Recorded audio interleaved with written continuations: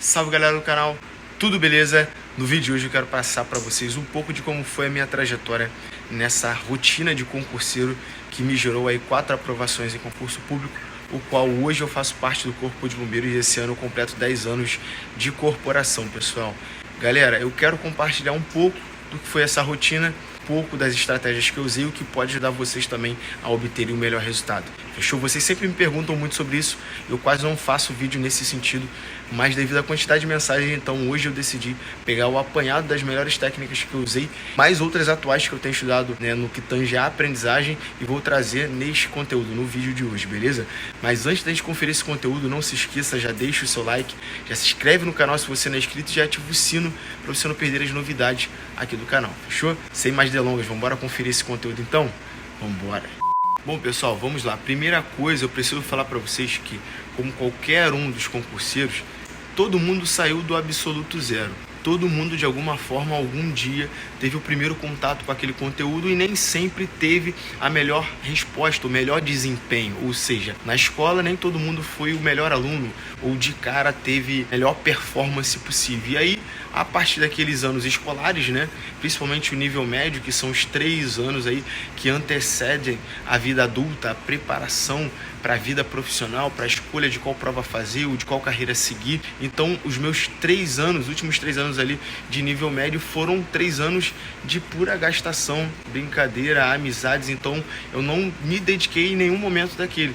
E quase que eu fiquei reprovado, pessoal. Só fui aprovado realmente porque meus amigos me ajudavam colocando o nome no trabalho que valia ali metade da prova. Pessoal, não falo isso com tom de orgulho, pelo contrário, né? Eu falo isso para poder também gerar uma identificação em você que também perdeu tempo da sua vida, tá? Infelizmente, como jovens, nós não temos a devida maturidade, o devido foco para saber separar as coisas, entender a importância de investir o nosso tempo na juventude, não deixar passar as oportunidades, porque talvez se eu tivesse focado mais, eu poderia ter mais direcionamento para buscar melhores oportunidades. Mas mesmo diante da minha dificuldade, pessoal, eu não me abati. Então, quando eu comecei a enxergar que o ciclo foi fechando, ou seja, alguns amigos foram aprovados, outros estavam sendo presos ou até mesmo perdendo suas vidas porque seguiam caminhos errados, e o meio que eu estava inserido, o local onde eu morava, o caminho mais fácil era eu seguir o caminho errado. Então, um grande amigo meu me chamou para estudar para o cursinho, me fez enxergar uma nova perspectiva, e a partir disso eu comecei a enxergar uma possibilidade. Mesmo que ainda pequeno, eu comecei a enxergar uma possibilidade de mudar a minha vida. E a partir disso eu comecei a estudar no cursinho preparatório, que é o curso Afirmação, que eu gosto muito daquela galera, me abraçaram muito, me ajudaram muito, principalmente que teve um momento que meus pais se separaram, eu quase saí do curso, não tinha mais condições de pagar, e ali eu tive a oportunidade de trabalhar em troca de estudar. Então eu quero contar um pouco desse início para você entender que eu não sou nenhum super gênio, eu sou apenas uma pessoa humilde também, que veio de baixo igual você, que viu a janela de oportunidade, a chance de mudar a vida e a história da nossa família. Ou seja, eu sou o primeiro concursado da minha família, o primeiro bombeiro militar da minha família, então eu tive a oportunidade de, numa medida, impactar ou inspirar muitos dos meus familiares e também ofertar para eles aquela chance de, cara, se o Lucas conseguiu, eu também vou conseguir, sabe qual é? Então, a partir disso, eu consegui, né, projetar uma nova trajetória até para as pessoas que me cercam. Galera, agora falando especificamente da minha rotina de estudos, como é que eu fazia, como é que eu fiz para romper essa bolha da ignorância e chegar no aprendizado? Bom, pessoal, primeira coisa é você entender que o resultado é consequência do processo. Eu não tinha essa leitura especificamente clara, mas de alguma forma eu sabia que recuar eu não iria e não poderia mais recuar, porque eu era a chance que minha mãe não teve. Com melhores oportunidades, com uma mente um pouco melhor, ainda que eu não tinha todos os recursos, eu tinha a chance que minha mãe não teve.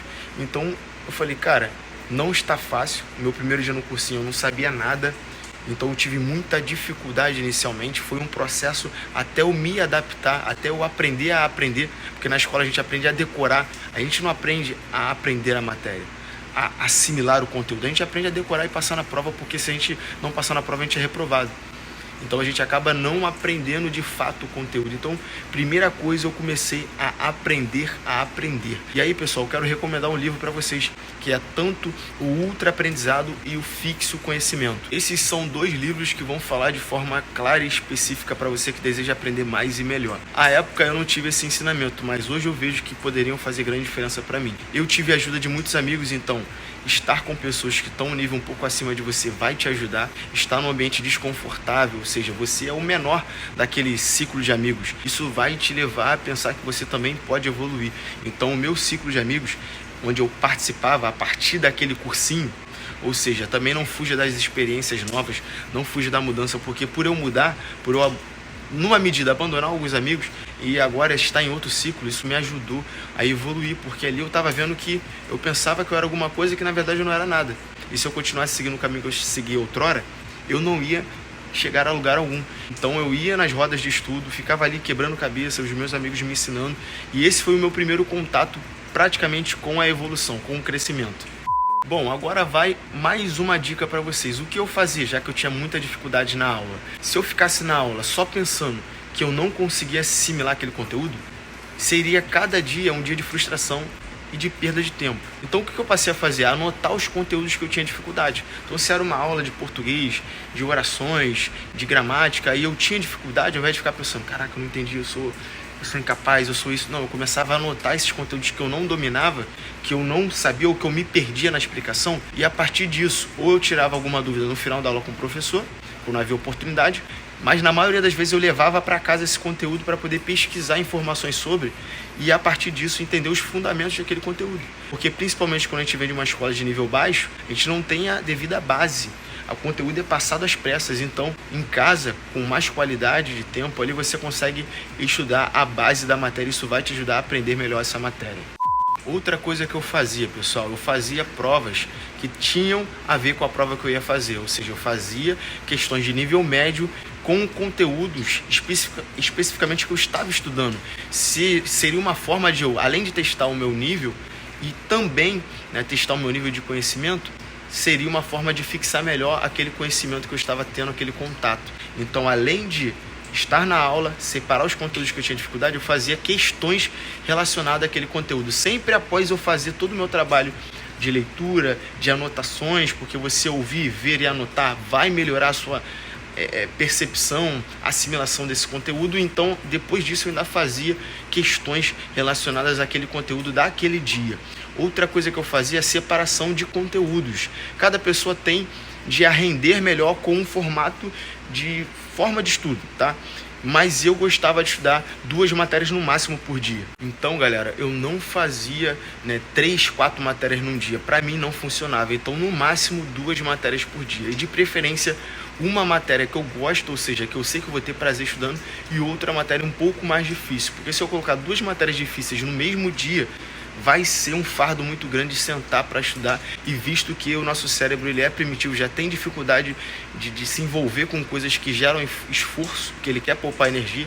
Então o que eu fazia? Eu mesclava, então sempre uma matéria que eu gosto com uma matéria que eu não gosto. Então era um dia ali que eu conseguia vencer estudando, relacionado ao conteúdo que eu precisava aprender. Outra dica também que eu fazia era pegar o edital e verticalizar, ou seja, eu pegava os conteúdos apontados no edital e verticalizava na minha semana. Então, sei lá, eu tenho 50 conteúdos naquele edital, e aí eu posso verticalizar ao longo do meu período de preparação. Então eu tenho 6 meses para a prova, eu posso verticalizar esse conteúdo de forma que eu estabeleço ciclos.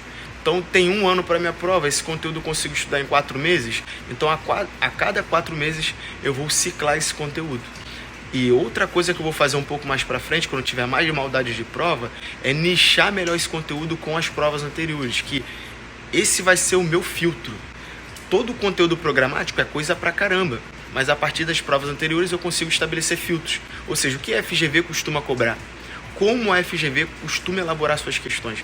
As bancas elas tendem a ser repetitivas em suas formas de cobrar as questões. Então, com isso, eu passo a estabelecer novas estratégias de estudar e entender melhor como essa banca costuma cobrar as suas questões.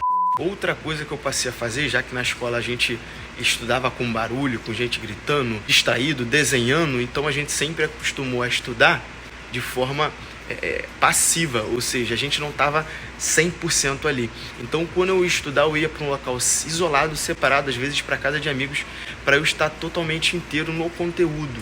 Estudar fazendo qualquer outra coisa ou com a cabeça em outro lugar atrapalha muito.